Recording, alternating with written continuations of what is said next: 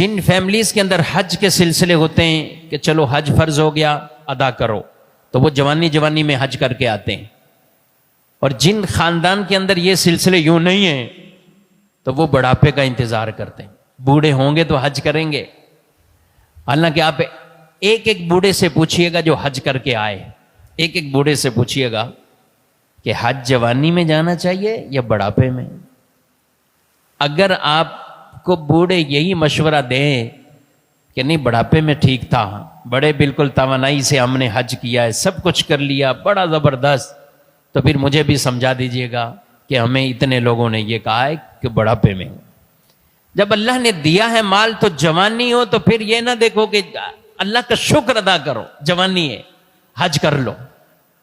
एक रिवायत हमेशा ज़हन में रखिए, नबी करीम अलैहिस्सलातु वस्सलाम ने इरशाद फरमाया, जिस पर हज लाजिम हो, इस्तिताअत, ताकत, सब कुछ, फिर भी ना जाए हज को, उससे कोई मर्ज की रुकावट नहीं, कोई दुश्मन या जालिम बादशाह की रुकावट नहीं, फिर भी हज नहीं करता। फरमाया अल्लाह को उस बंदे की कोई परवाह नहीं है, वो यहूदी होकर मरे या नसरानी होकर मर जाए, अल्लाह को उसकी कोई परवाह नहीं। ये बात। और एक और रिवायत में फरमाया कि जो हज को अपने कामों के लिए मौखर करता है, हज को अपने कामों के लिए मौखर करता है, कर लेंगे, अभी ये थोड़ा सा काम निपटा लूं फिर करूंगा, अगले साल, अरे अगले साल, अगले साल। जैसे आजकल कई लोग कहते हैं कि यार उन सालों में कर लेते तो अच्छा था, 2 लाख 3 लाख 4 लाख में हज हो रहा था, अब 16 पे पहुंच गया, 18 पे पहुंच गया, 12 पे पहुंच गया।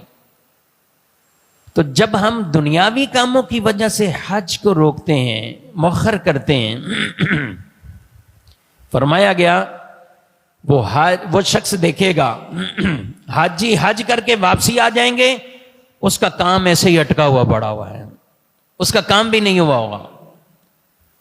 बच्चों की शादियों में कोई रुकावट हो, घर बनाना है, दुकानें बनानी है, कुछ और बिजनेस शुरू करना है, हज के लिए आपने मौखर कर दिया। हज को कहा कि अभी हज मौखर करते हैं, काम पहले कर लेते हैं, तो काम भी नहीं पूरा होगा। इसके बरक्स उन लोगों को देखिए कि जो काम को मौखर करके कहते हैं अल्लाह ने जब दिया है हज करके आते हैं।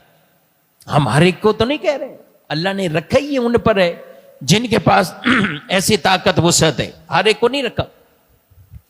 इतना माल जिसको अल्लाह पाक ने दिया है कि वो हज भी करे,